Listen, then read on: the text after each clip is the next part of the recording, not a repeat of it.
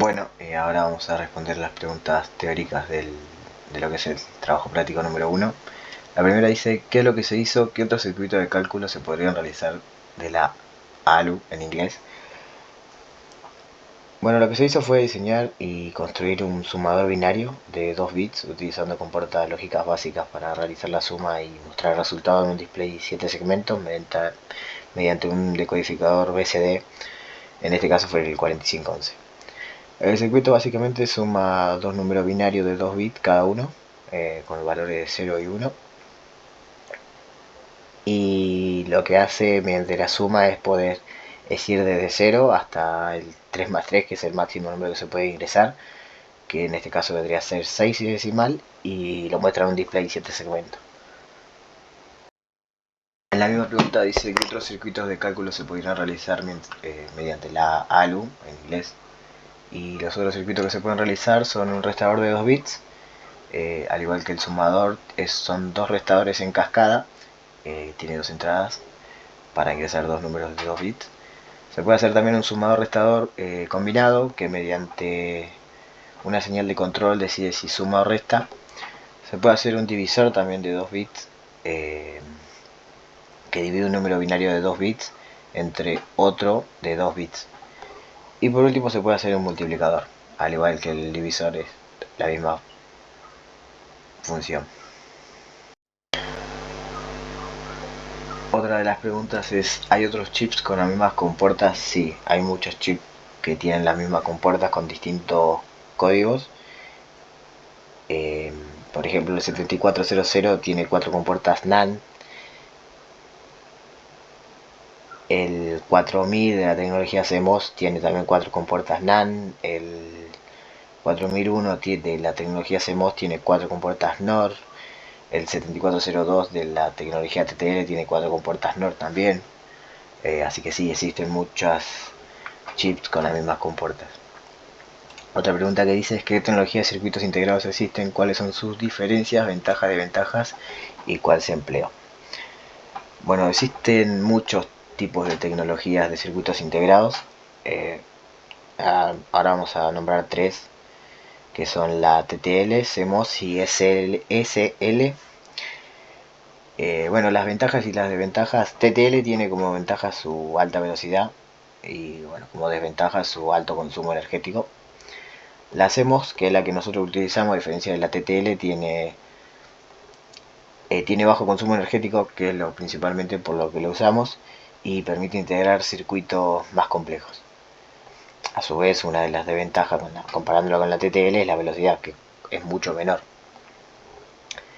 Comparándola las dos con SL, la SL es la más rápida de las tres tecnologías, pero bueno, también tiene como desventaja que presenta es que tiene un alto consumo energético. Bueno, otra de las preguntas es cómo funciona cada componente, hacer una breve descripción técnica de cada componente, de su funcionamiento y conexión de pines.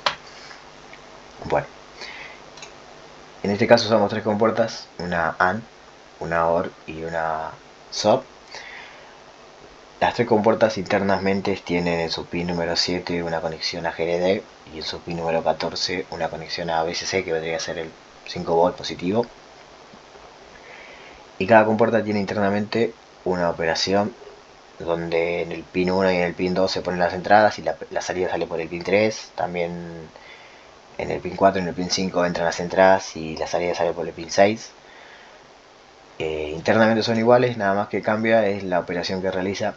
La AND lo que hace es multiplicar las entradas, la OR lo que hace es suma las entradas y la XOR lo que hace es tira un 1 a las salidas si las entradas no son iguales.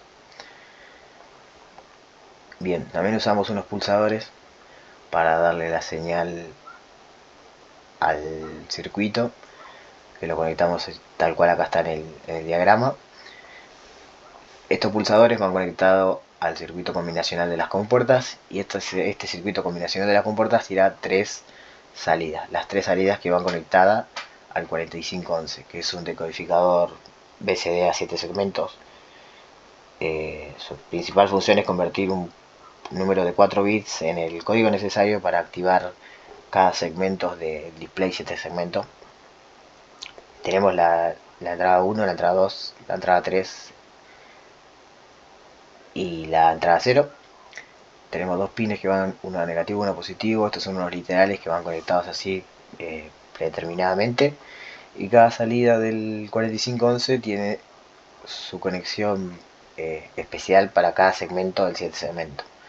El pin número 15, como se ve acá, va conectado al segmento 7. El pin 13 va conectado al segmento A.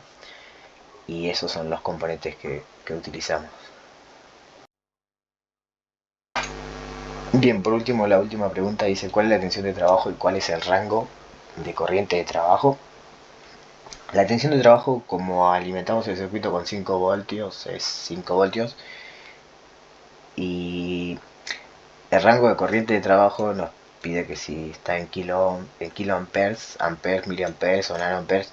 Hicimos varias mediciones en el Proteus con unos simuladores y nos da que la corriente del circuito es 0,05 amperes. Así que la corriente de trabajo está en el rango de los 0,05 amperes.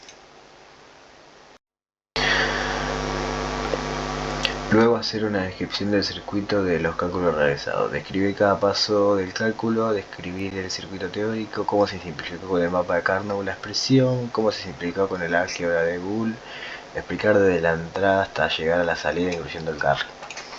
Bueno, lo primero que hicimos es hacer una tabla de verdad para el sumador de un dígito. Tenemos dos entradas A y B, hicimos una tabla de verdad para A y para B, donde tenemos una salida y un acarreo. Solamente el acarreo es 1 cuando A y B es 1, 1 más 1 es 10, o sea la salida es 0 y el acarreo es 1. El acarreo del primer sumador va a ser la entrada del segundo sumador, pero bueno, eso lo vamos a ver en un rato. En base a esta tabla hicimos los mapas de Carnot, donde pusimos los unos y los agrupamos en grupos de A2. Hicimos dos mapas de Carnot, uno para S y uno para el CO, lo que nos da como salida de S, B por A negada más B negada por A.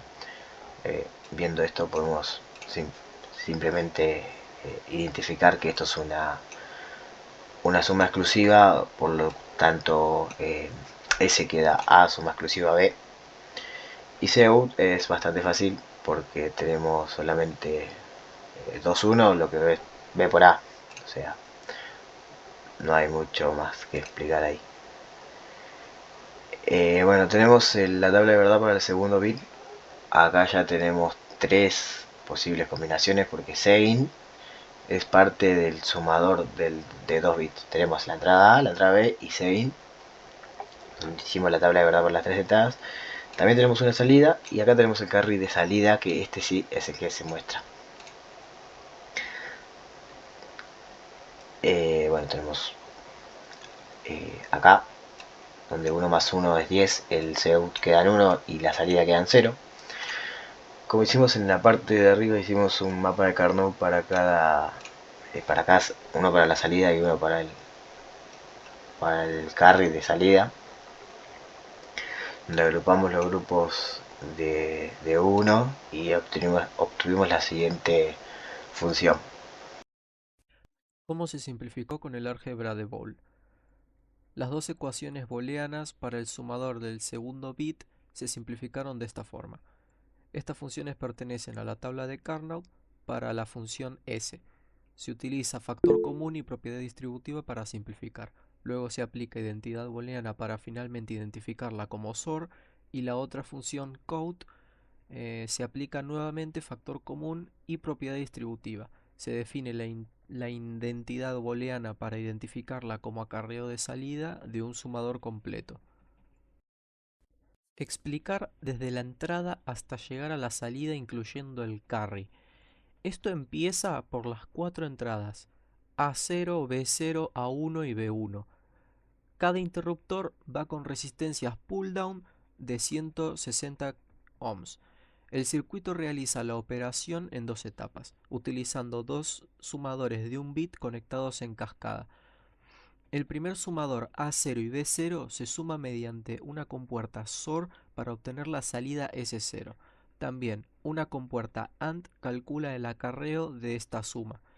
Este acarreo llamado count se utiliza como entrada para el segundo sumador de un bit.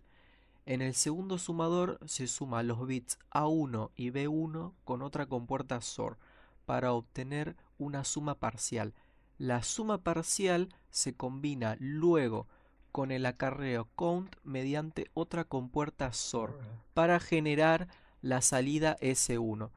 Se calcula el acarreo final SINT utilizando dos compuertas AND y una compuerta OR. La primera AND calcula A1, B1, la segunda calcula la suma parcial AND count y la OR combina ambas salidas para producir el carry final.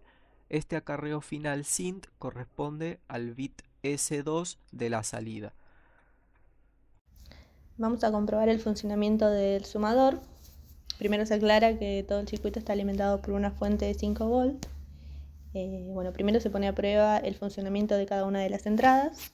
De izquierda a derecha, como se ve en el video, son la A1 y B1, que cada una sumaría 0,1 en número decimal. Y al lado de ellas está la A2 y B2, que sumarían de A2. Representarían el primer y segundo bit del número binario. Con los resultados en el display, a su vez, además de las sumas entre el mismo bit, comprobamos el carry, que demuestra que con entradas de 2 bits podemos representar salidas de hasta 3 bits de número binario, como el número 6, que sería el resultado de la mayor suma. Y también se pueden comprobar que es posible la suma entre ambos bits, dándonos el número 3, por ejemplo, o el 5. Y eso es todo. Muchas gracias.